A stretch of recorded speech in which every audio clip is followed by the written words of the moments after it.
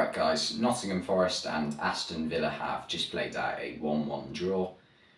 And it was a good match to watch. It wasn't a thriller by any means, but the game properly got underway when Nottingham Forest took the lead through Emmanuel Dennis's header from a Morgan Gibbs-White free kick on the right-hand side.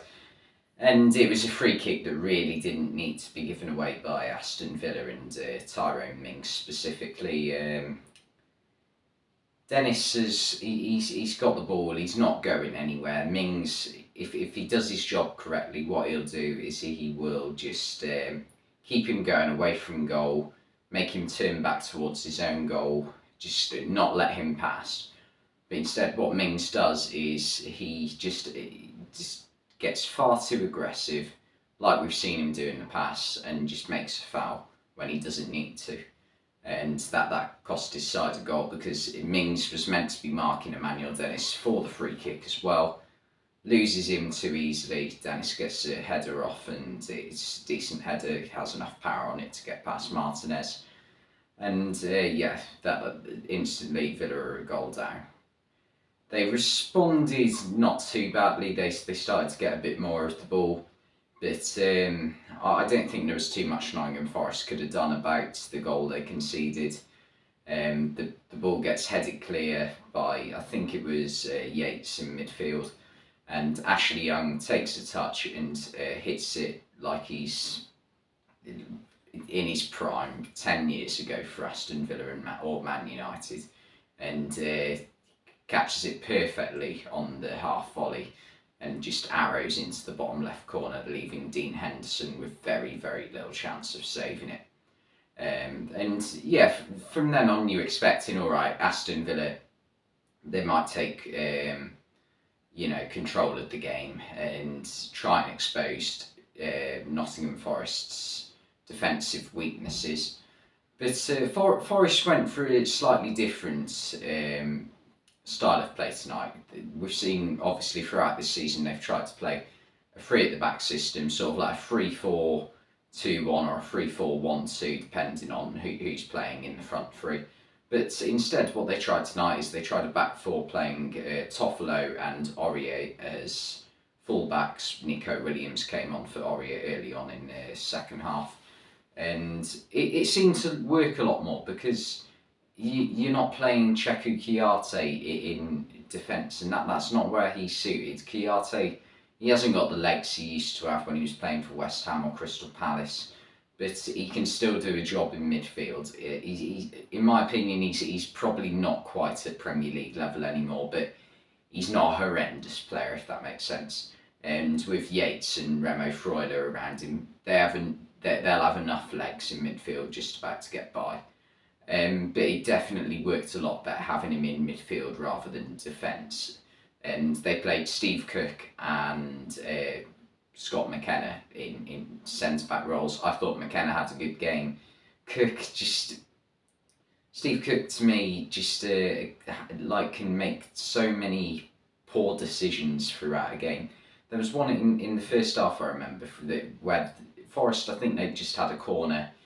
The Villa are about to clear it, and he just absolutely dives into a tackle when he's got zero chance of getting the ball and just earns himself a yellow card for no reason. He can just make some ridiculous decisions at times, Steve Cook can, and I never understand it.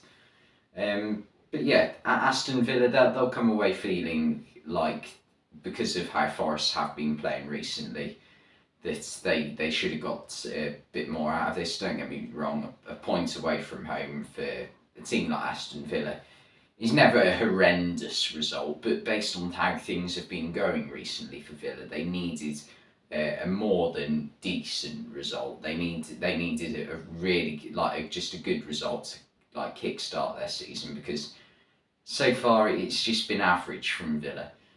Tonight they tried playing Buendia and Coutinho together for the first time this season. We saw last season that when Coutinho had that spell where he just looked unstoppable in his first couple of months back in the Premier League, Buendia wasn't playing that much. He was coming off the bench. and it was Coutinho and Ramsey and Watkins and Ings who were all linking up well in this like diamond formation. But we just know that Buendia and Coutinho just don't work well together. They want to occupy the similar sorts of positions, like the number 10 role behind the striker, and they end up getting in each other's way more than anything. And with both of them, you don't really get that bit of pace where they can just zip past a defender and go run to the byline. That just doesn't happen. So it was heavily reliant on Watkins trying to hold the ball up, but then he doesn't have a fellow strike partner up there with him. It was a bit better when Gerrard brought Danny Ings and Cameron Archer on, but it still wasn't good enough. They didn't create anywhere near enough chances. And yeah, it's another average at best performance from Aston Villa. Forest, I think they can take positives out of this game. Villa, not really. Forest, at least when they went forward, they looked like they had a bit more about them.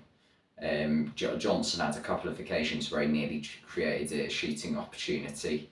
Gibbs White was getting on the ball a fair bit. And there was a statistic that came up early on in the second half about how Gibbs White and Dennis and Brennan Johnson, they were the three players on the pitch who lost the ball the most. Which, it's not great, but at least it shows they're managing to get it to these players, because that's not what Villa were able to do. So getting it to the players is one thing more than Villa were able to achieve.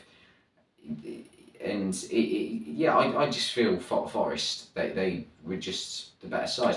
I thought Remo Freuler in midfield for Forest had a really good game. He managed to stop players like Jacob Ramsey and John McGinn getting on the ball and driving forward with it, as well as Yates. Both of them played very well. And I think Steve Cooper might slowly be starting to work out which players fit. And I think if I was him, I would keep the formation that they went with today. It's sort of like a 4-3-1-2, if that makes sense. So you've got the three midfielders who are going to work hard for the team, and then you've got Gibbs White just behind the two forward players in Johnson and Dennis, or Johnson and Awani, whoever's playing up front. It'll probably be Dennis after he took his goal very well. But yeah, it was a really good game to watch. But I think Steven Gerrard now is going to be... he's probably going to be the favourite manager to be next for the sack, because the investment that Villa have put into their team, I know a lot of it has been Grealish money, but they sort of spent that under Dean Smith. So the money that Gerrard's had to spend, that's more just like net spend rather than from a sale. So yeah, there is going to be pressure on Gerrard. Whereas Cooper, he's obviously just signed a new contract with Forest. I think it was on Friday, so they're clearly backing him. I think they've got to, because if you're spending that much money on that amount of players and you're willing to sack your manager after 8 games, I think, before tonight, then that just, to me, screams defeat already. You've given up, and you don't really have a plan. So they have to back Steve Cooper. I mean, why wouldn't they, for a start? Because he came in at I don't know how many. I think a couple of months into last season, and Forest were near the bottom of the table. He managed to get them promoted with a squad that he sort of assembled himself. Like a lot of the players were already there, granted, but he had to bring in a lot of players in like the January transfer window, like Jed Spence. Who else? They're bringing Max Lowe, and there were a few others as well. Steve Cook. But yeah, they've had to back Steve Cooper, and they did.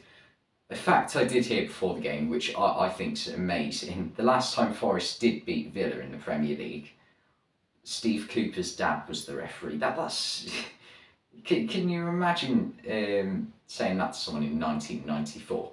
The next time, well, if Forest do end up beating Villa in the Premier League, again. The next time Forest beat Villa in the league, the referee's son will be Forest's manager.